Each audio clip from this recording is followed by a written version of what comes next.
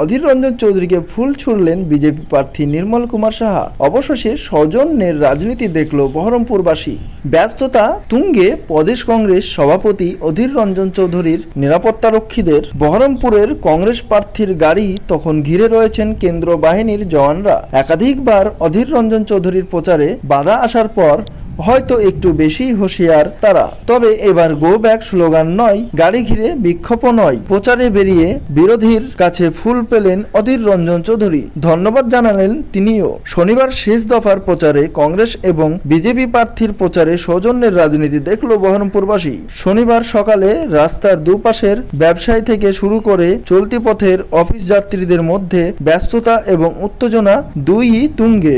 রাস্তার একদিকে থেকে আসছে কংগ্রেস প্রার্থী অধীরের রোড শো, উল্টো দিক দিয়ে আসছে বিজেপি প্রার্থী নির্মল কুমার সাহার প্রচার গাড়ি।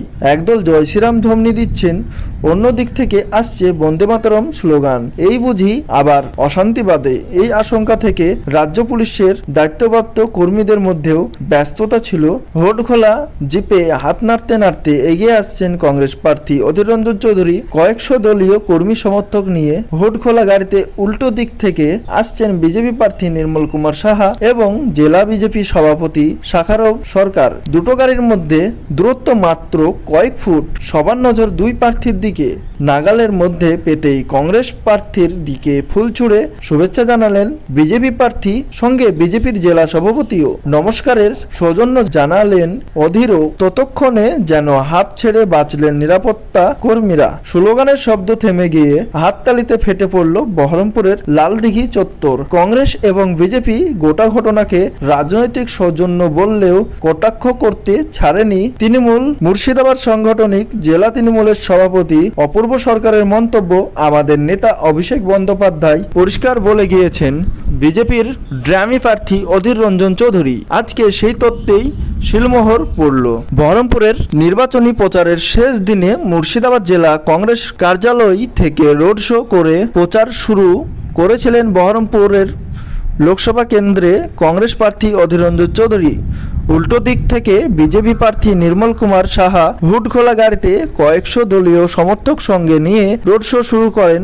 বহরমপুর কুঞ্জঘাটা এলাকা থেকে সকাল 10:45 নাগাদ বহরমপুর পৌরসভা লাগোয়া লালদিঘির পাশের রাস্তায় মুখোমুখি হয় দুই প্রার্থীর প্রচার গাড়ি। নির্বাচনে প্রচারের শেষ দিনে এসে রাজনৈতিক সৌজন্যে নজির দেখল বহরমপুরবাসী। এই নিয়ে বিজেপি প্রার্থী বলেন, গণতান্ত্রিকভাবে নির্বাচনী প্রতিদ্বন্দ্বিতা থাকতেই পারে, তাই বলে সৌজন্যবাদের অভাব হবে কেন?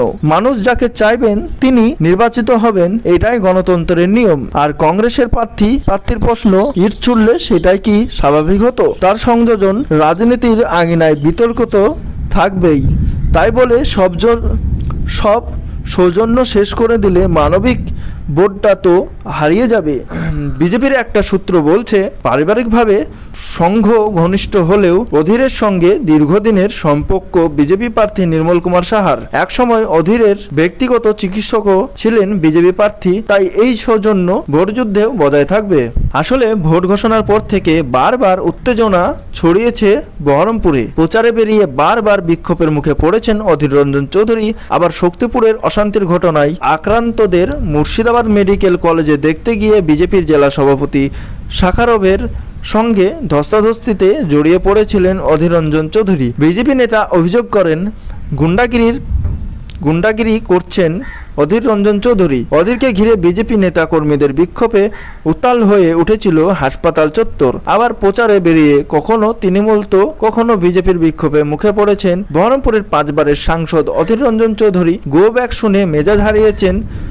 সেখানে নির্বাচনী প্রচারের শেষ দিনে দুই প্রতিদ্বন্দ্বীর এই সৌজন্য নজর কাড়ল পথচালিত মানুষের। তো এবার বহরমপুর লোকসভা কেন্দ্র থেকে কে জিতছে? কংগ্রেস থেকে অধীর রঞ্জন চৌধুরী না টিএমসি থেকে ইউসুফ পাঠান, বিজেপি প্রার্থী নির্মল কুমার সাহা? আপনাদের মূল্যবান মন্তব্যটি জানাতে ভুলবেন না। আর হ্যাঁ, ভিডিওটা যদি ভালো লেগে থাকে অবশ্যই চ্যানেলটিকে সাবস্ক্রাইব করে লাইক শেয়ার কমেন্ট করতে ভুলবেন না।